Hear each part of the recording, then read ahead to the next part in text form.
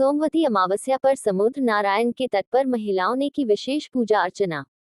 पुरुषोत्तम अधिक मास को हिंदू शास्त्रों और हिंदू धर्म में विशेष महत्व दिया गया है। धार्मिक मान्यता के अनुसार इस पवित्र मास के दौरान की जाने वाली भगवान की भक्ति, पूजा अर्चना तथा दान पुण्य का अनेक गुना फल प्राप्त होता है और यह व्यक्ति के जीवन में सुख, शांति एवं समृद्धि का कारण बनता है। इसी भावना का अनुसरण करते हुए आज सोमवती अमावस्या के पावन अवसर पर दमन महिला मोर्चा महामंत्री मीनाक्षी बेन टंडेल कडेया, डेप्यूटी सरपंच हेमलता भंडारी, मनीषा रजनीकांत टंडेल महिलाओं द्वारा समुद्र नारायण के तट पर रेत से काठागोर महाराज की प्रतिमा का निर्माण कर उसकी विधिवत पूजा अर्चना की गई। पूरे अधिक मास के दौरान महिलाओं द्वारा समुद्र नारायण के तट पर नियमित रूप से धार्मिक अनुष्ठानों एवं पूजा अर्चना का आयोजन किया गया था। धार्मिक मान्यता के अनुसार 12 महीनों में किए जाने वाले दान पुण्य के समान ही महत्व सोमवती अमावस्या के दिन किए जाने वाले दान पुण्य को प्राप्त होता है। इसलिए इस दिन की जाने वाली सेवा, भक्ति और सत्कर्मों को विशेष रूप से पुण्यदायी माना जाता है। इस अवसर पर उपस्थित सभी महिलाओं ने श्रद्धा और भक्तिभाव के साथ समुद्र नारायण की पूजा अर्चना कर समाज तथा समस्त मानव जाति के जीवन में सुख, शांति, समृद्धि और कल्याण निरंतर बना रहे।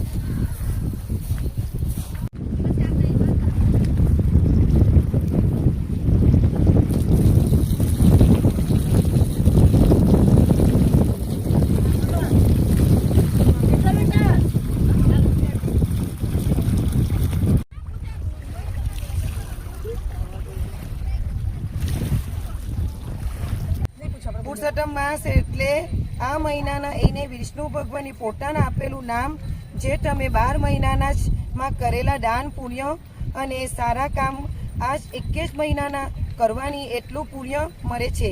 આ માસ મહિનાને અમારી માછી સમાજની બહેનો દરરોજ સવારે દરમિયાન સ્નાન કરીને કિનારા ઉપર પુરુષોત્તમ ભગવાનની પૂજા કરે છે। એટલે સમાવતી અમાસના દિવસે સમુદ્ર નારાયણ કિનારેની ગોર મહારાજને બી પાછે દાન કરવામાં આવે છે।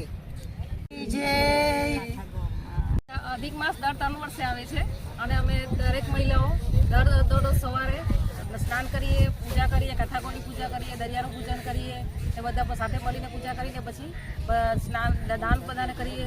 એવી રીતના બધી સમાજની બધી બહેનો અમારી આવે એવી રીતના ને એક દિવસનું પુણ્ય બી, એક દિવસનું સ્નાન બી બહુ પુણ્ય આપે અમને। આજે લાસ્ટ સોમવતી અમાસ એનું તો ઘણું પુણ્ય, એ લાસ્ટ દિવસે તો બધા ઘણા લોકો બધા આવે ને સ્નાન કરે, પૂજા કરે, દાન કરે એવી રીતે। એ તો એક દિવસનું પુણ્ય બી બહુ કહેવાય।